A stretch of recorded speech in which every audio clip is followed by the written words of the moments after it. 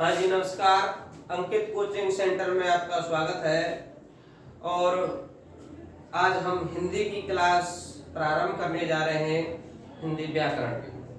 तो देखिए, सबसे पहले हम बात करते हैं हिंदी विषय की या हिंदी भाषा की।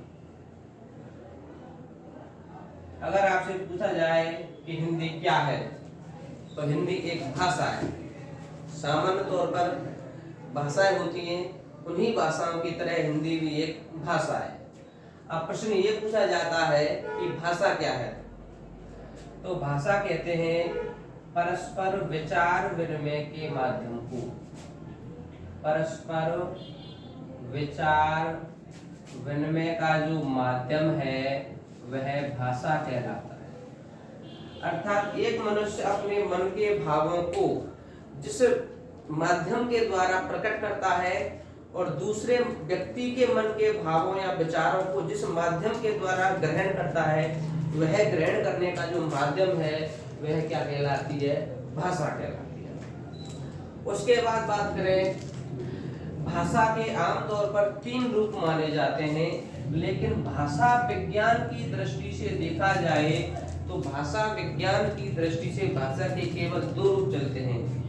एक वह भाषा जो मनुष्य के मुख से निकलती है या मनुष्य के मुख के अन्य अंगों का स्पर्श करती हुई बाहर निकलती है, तो वह मौखिक भाषा बोली जाती कही जाती है। अर्थात मनुष्य के मुख से बोली जाने वाली जो भाषा है वह मौखिक भाषा कहलाती है। और जब उस भाषा को लिखित रूप दे दिया जाता है तो वह लिखित भाषा कहलाती है। भाषा विज्ञान की दृष्टि से भाषा के केवल 2 ही रूप हैं, मौखिक भाषा और लिखित भाषा, जबकि सामान्य रूप के से भाषा के 3 रूप हैं। एक होती है सांकेतिक भाषा, जब व्यक्ति अपनी बात को ना तो बोलकर प्रकट करता है और न लिखकर प्रकट करता है, केवल इशारों या संकेतों के माध्यम से अगर अपनी बात को प्रदर्शित करेगा तो वह भाषा कहलाएगी सांकेतिक भाषा। आपको फिर याद दिलाता हूँ, भाषा विज्ञान की दृष्टि से सांकेतिक भाषा को शामिल नहीं किया गया है, उसके केवल 2 ही रूप हैं, मौखिक और लिखित। उसके बाद आगे बढ़ते हैं। उसके बाद बात आती है भाषा की इकाई की। हमारी जो भाषा है इसका निर्माण अनेक वर्णों, शब्दों, वाक्यों या ध्वनियों से मिलकर हुआ है। तो भाषा की इकाई या फिर भाषा के अंगों की बात करें तो भाषा के कुछ मुख्य जो अंग हैं वे निम्न माने गए हैं। सबसे पहले भाषा की जो पहली इकाई है वह उसे कहा जाता है ध्वनि। उसके बाद हम आप पढ़ेंगे वर्ण। वर्ण के बाद भाषा की तीसरी इकाई होती है शब्द। शब्द के बाद भाषा की चौथी इकाई होती है वाक्य। तो मुख्य रूप से भाषा की 4 इकाई मानी गई हैं। अब देखिए क्या अंतर है इनमें। तो भाषा की वह सबसे छोटी इकाई या भाषा की वह सबसे छोटी मौखिक इकाई जिसके टुकड़े नहीं हो सकते वह ध्वनि कहलाती है। भाषा की वह सबसे छोटी मौखिक इकाई जिसके टुकड़े नहीं हो सकते वह क्या कहलाती है? ध्वनि। उसके बाद बात आती है वर्ण की। तो भाषा की वह लिखित, आपको याद रखना है, भाषा की वह लिखित सबसे छोटी इकाई वह क्या कहलाती है? वर्ण कहलाती है। अर्थात अगर वो मौखिक है जब तो कहलाएगी ध्वनि।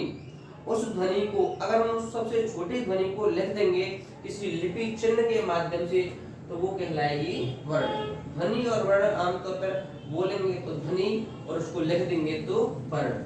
उसके बाद भाषा की तीसरी इकाई होती है शब्द। 2 या 2 से अधिक वर्णों के मेल को या 2 या 2 से अधिक वर्णों के सार्थक योग को हम क्या कहते हैं?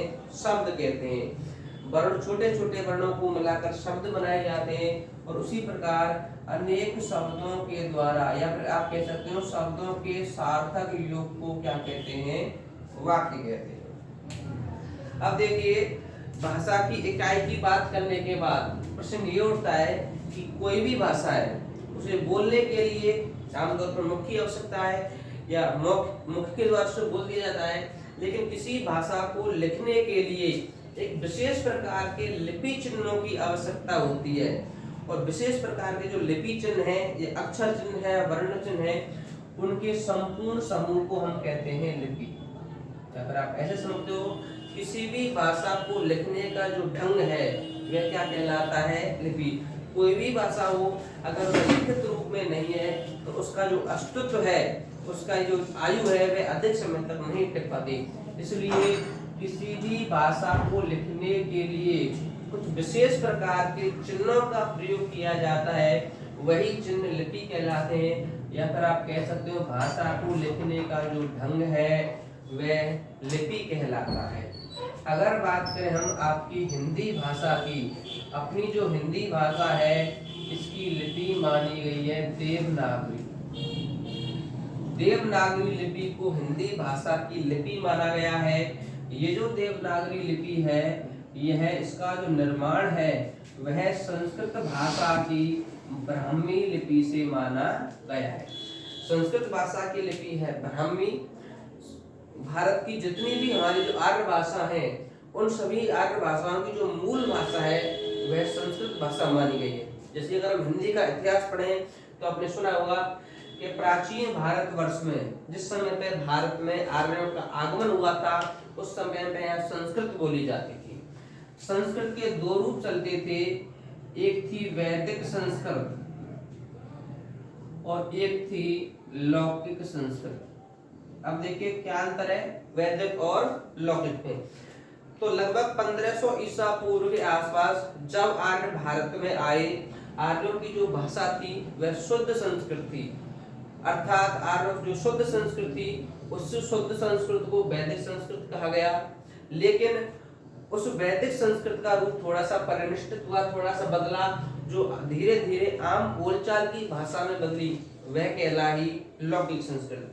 तो सबसे पहले जो संस्कृत थी उसके दो रूप थे, वैदिक और लौकिक।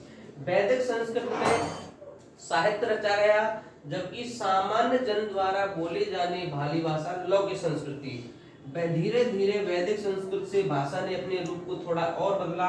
उसके बाद जो भाषा प्रचलित हुई वह कहलाई पाली भाषा। तो आपको पता सबसे पहले आपकी वैदिक संस्कृत थी, वैदिक के बाद आ गई लौकिक संस्कृत, और लौकिक संस्कृत के बाद आई पाली भाषा। पाली भाषा के बाद भाषा ने अपना रूप और बदला।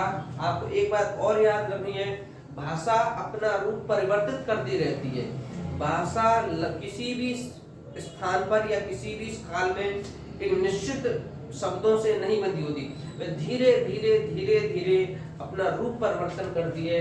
तो सबसे पहले वैदिक संस्कृत थी, उसके बाद आई लौकिक संस्कृत, उसके 500 साल बाद लगभग आई पाली भाषा। पाली भाषा ने अपना और रूप बदला। उसके बाद में आ गई प्राकृत भाषा। प्राकृत भाषा के रूप में और परिवर्तन हुआ। उसके बाद जो भाषा आई वो कहलाई भारत में अपभ्रंश भाषा, जिसे कुछ विद्वान अवहट्ट भाषा भी कहते हैं। अपभ्रंश या अवहट्ट भाषा, और इसी अपभ्रंश भाषा की एक जो भाषा थी उसे कहा गया सौरसेनी अपभ्रंश। और ये जो सौरसेनी अपभ्रंश थी, इसी सौरसेनी अपभ्रंश से हमारी हिंदी भाषा का क्या हुआ, विकास हुआ। तो देखिए हिंदी की विकास यात्रा को जब आप भारत की आर्य भाषाओं के बारे में पढ़ेंगे तो भारत की सबसे प्राचीनतम भाषा संस्कृत। संस्कृत का पहला रूप था वैदिक। वैदिक के बाद बोलचाल की भाषा हुई लौकिक भाषा। लौकिक भाषा के बाद परिवर्तन के बाद भाषा आई पाली भाषा, जिसमें आमतौर पर बौद्ध साहित्य मिलता है। पाली भाषा के रूप परिवर्तन के बाद भाषा आई प्राकृत भाषा, जिसमें जैन ग्रंथों की अधिकता मिलती है।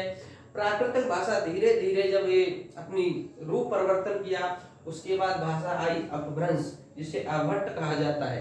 ये अपभ्रंश भी कई रूपों में थी, जैसे मागधी अपभ्रंश है, सौरसेनी अपभ्रंश है, गुर्जरी अपभ्रंश है। उसी अपभ्रंश का एक भाग था, उसका नाम था सौरसेनी अपभ्रंश, और उसी सौरसेनी अपभ्रंश से हमारी हिंदी भाषा का विकास हुआ।